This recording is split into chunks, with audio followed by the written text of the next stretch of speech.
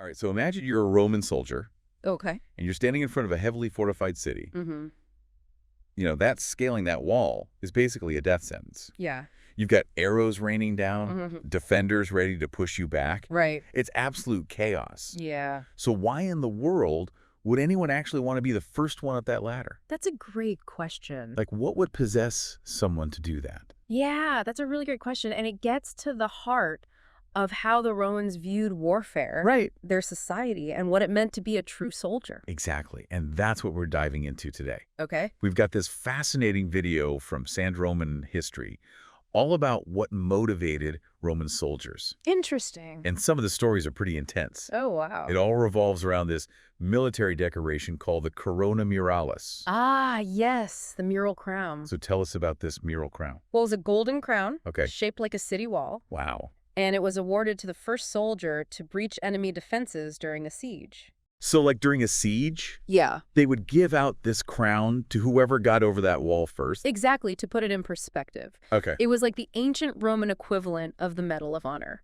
Wow. So like the highest honor. Yeah, but with immediate and far-reaching social and political influence. Oh, wow. So it wasn't just like a pat on the back. No, not at all. It was like instant clout. It was. So to be clear, we're talking about siege warfare, Yes. which for anyone who's unfamiliar was essentially the ancient world's version of a standoff. Right. One army would surround a fortified city, Mm-hmm. try to starve them out or force a surrender. Yep.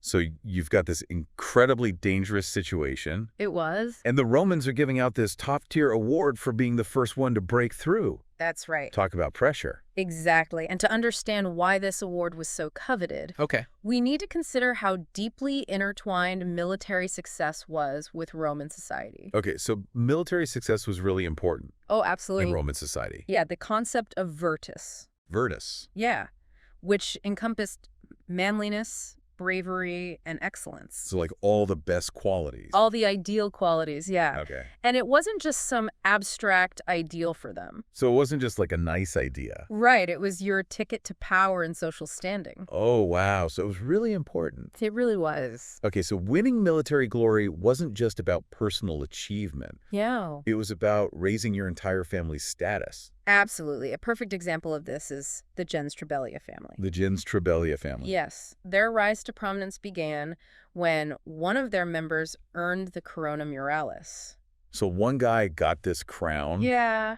And it like elevated his whole family. It did. It launched them into the spotlight. Wow. And they eventually produced senators and even a consul. Wow. So like top level political positions. Less levels, yeah. And it all started with this one act of bravery. That's right.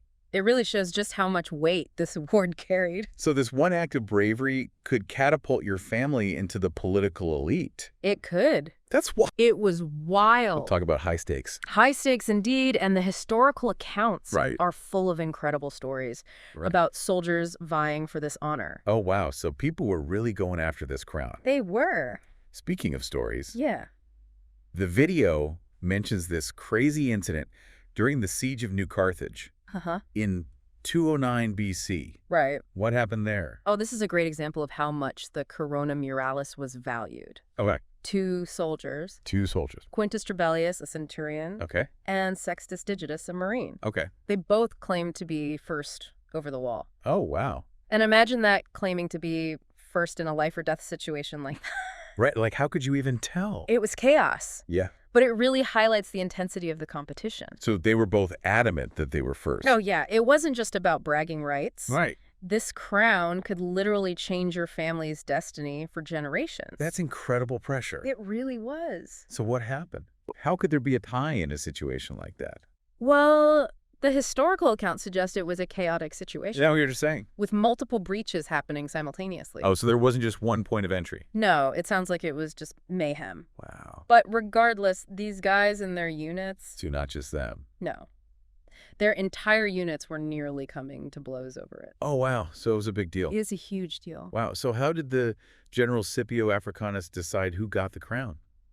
Well, he did something pretty unusual. Okay. He decided to award the corona muralis to both men. To both of them. To both men. Yeah. So, like, They split it. Not literally split the crown, but Yeah. he gave the award to both of them. Wow, that's a very diplomatic solution. It was probably the most diplomatic solution in the heat of battle. Right. You don't want your soldiers fighting each other. No, you need them focused on the enemy. Yeah, exactly. But it also shows how important this tradition was. Right. Even for someone like Scipio. Okay, so this award had incredible symbolic and social significance. It did. But were there any practical reasons for the Romans to reward such dangerous behavior? That's an interesting question. It seems counterintuitive. It does on the surface. Yeah, to encourage your soldiers to put themselves in such danger. Right. But that's where it gets even more interesting. Okay, I'm intrigued. From a strategic perspective, Yeah? being first over the wall wasn't just about individual glory. So there was like a strategic element to it? Oh, absolutely. It could have significant tactical implications. Okay. Potentially speeding up the end of a siege and saving countless lives and resources in the process. So it was a gamble, basically. It was a gamble, but with a potentially huge payoff. Okay, so it wasn't just about the glory. No. It was about potentially ending the siege quicker Exactly. and saving lives and resources. Exactly. In Scipio's case, Right. he was racing against time before enemy reinforcements arrived. Oh, wow. So they were on a time crunch. They were. So those few hours gained by a successful breach could have been all the difference between victory and defeat. It could have been the deciding factor. Wow. Makes you glad you weren't a Roman soldier, huh? Maybe a little bit. I mean, just listen to this quote from the Roman historian Livy. Okay. He described the soldiers as dashing on in the face of wounds and missiles. Wow. Neither walls nor armed men can restrain them from vying with one another in the attempt to climb. It's quite a vivid description. It is. It's wild. It is, and while it might seem like recklessness to us today, Yeah, right. these soldiers were keenly aware of the potential benefits of being the first over the wall. So they knew what they were getting into, They did. both for themselves and their family. Exactly. That's crazy. It really puts things into perspective, doesn't it? It does. It's a stark contrast to how we view military valor today, It is. isn't it? Now, the focus is on teamwork, discipline, and following orders. Yeah. But back then, the Roman system encouraged individual initiative and risk-taking, especially in the context of siege warfare. It was a different time for sure. It was. So we've got this really interesting contrast here We do. between the Roman emphasis on individual achievement and the modern emphasis on teamwork. Exactly. It really does make you wonder, Mm-hmm. did Roman society prioritize individual ambition over the collective good in a way we no longer do? Interesting question. Or is it simply a reflection of the different challenges and technologies of their time? Yeah, that's a great point. It makes you think. It does. Are there any other examples of this emphasis on individual valor in other historical periods? Well, this emphasis on rewarding individual daring wasn't unique to Rome. Okay. In the Middle Ages, we see similar patterns. Really? Like what? Well, the first knights to storm a castle or breach a city wall were often rewarded with land titles or other honors. Right. It was a way to incentivize bravery Okay. and recognize those who put themselves at the greatest risk. So just like with the Romans. Exactly, just like with the Romans. So for centuries, Yeah. rewarding individual acts of valor in battle was the norm. Pretty much. But obviously things are different today. Right. At some point, the focus shifted away from individual heroism Yeah. towards the more disciplined, group-oriented tactics Uh-huh. we see in modern warfare. Exactly. When do you think that shift happened?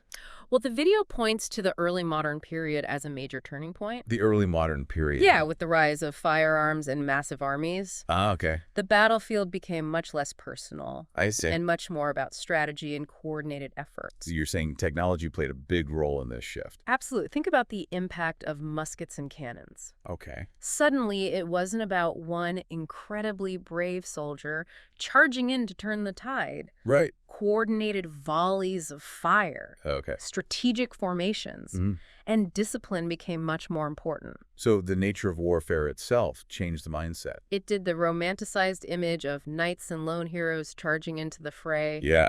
gave way to a more pragmatic, calculated approach to warfare. That makes sense. It does. It's almost like the rise of the modern military-industrial complex. You could say that. Wars became less about personal glory Mm. and more about logistics technology Right. and efficient use of resources. Exactly. And that's not to say that individual courage became irrelevant, Right. but the way it was expressed and rewarded changed drastically. So how was it rewarded then? Medals and honors were still given out, Okay. but they often recognize acts of self-sacrifice leadership Hmm. or exceptional performance within a larger military operation. So it became more about contributing to the team effort It did. rather than individual glory. Exactly. So the corona muralis, Yeah. this symbol of individual daring in the face of almost certain death, Mm-hmm. it's a relic of a time when war was a much more personal and less mechanized affair. In a sense, yes, but it makes you think, What? does the shift away from emphasizing individual valor mean that the human desire to push boundaries, Right. to achieve something extraordinary, Hmm. has just disappeared?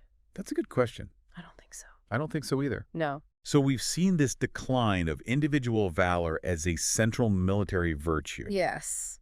But the human urge to take risks, Mm-hmm. to achieve great things, Yeah. to be the first that hasn't disappeared. It hasn't. It's just expressed differently, right?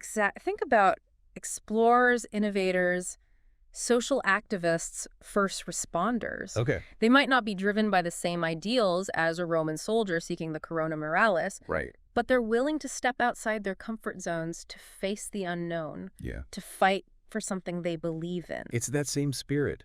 It is, isn't it? It is. They're still pushing boundaries and taking risks just in different ways. It really puts things in perspective. It's a... Learning about something like this Roman military decoration Mhm. gives us a glimpse into not just history, Yeah. but also the human condition. It does. It reminds us that history isn't just about dates and facts. It's Right. about understanding ourselves, our motivations, and the forces that have shaped the world. And sometimes these seemingly niche topics, Like our deep dive into the corona muralis. exactly, can offer the most surprising and insightful perspectives on who we are. So what does this all mean for you, the listener? It's a reminder that the past can teach us a lot about the present. Okay. We might not face the same dangers as a Roman soldier, Right. but we all face challenges and have opportunities to be courageous and take risks. Mhm. And just like those soldiers who scaled those walls, Yeah. we each have the potential to achieve something extraordinary. So as we wrap up this part of our deep dive into the world of Roman sieges Mm-hmm. and the pursuit of the corona muralis, Yeah. we're left with this question. Okay, what is it? Could such a system that rewards individual risk-taking Uh-huh. ever work in today's world? What do you think? It's a complex question and there's no easy answer. Right. On the one hand, our society values collaboration, teamwork, and minimizing casualties. Right. The idea of encouraging soldiers to compete in a life or death scenario for Mhm. personal glory Yeah. might seem a bit out of touch A little bit. with modern sensibilities. It does, yeah. We celebrate heroes, but we also believe in no man left behind. Exactly. It's hard to reconcile those two ideas. It is for sure. It's a tough balance, and it's important to remember that even in Roman times, Okay. there were likely debates about the ethics of rewarding this type of dangerous behavior. That's a good point. After all, not every soldier who tried to be first over the wall survived. Right. Was the potential strategic advantage always worth the risk to human life? That's a good question. These are questions the Romans probably grappled with, too. Yeah, and it makes you think about why people take risks in the first place. Mm-hmm. Is it always for personal glory? Good question. Or are there other factors involved? Right. A sense of duty, Uh-huh. belief in a cause, Yeah. or maybe even the thrill of pushing your own limits? That's such a good point, and that's where the modern parallels come in. Okay. Think about firefighters rushing into burning buildings, Mm-hmm. doctors working tirelessly to save lives, activists putting themselves on the line for justice. Yeah. They're not looking for recognition, Right. but they're driven by a sense of purpose Yeah. and a willingness to take risks for something bigger than themselves. So maybe the corona muralis, with all its problems, Yeah, still represents something fundamental about the human spirit. I think so. That drive to Yeah. achieve, to be the best, Yeah. to make a difference even when faced with danger and uncertainty.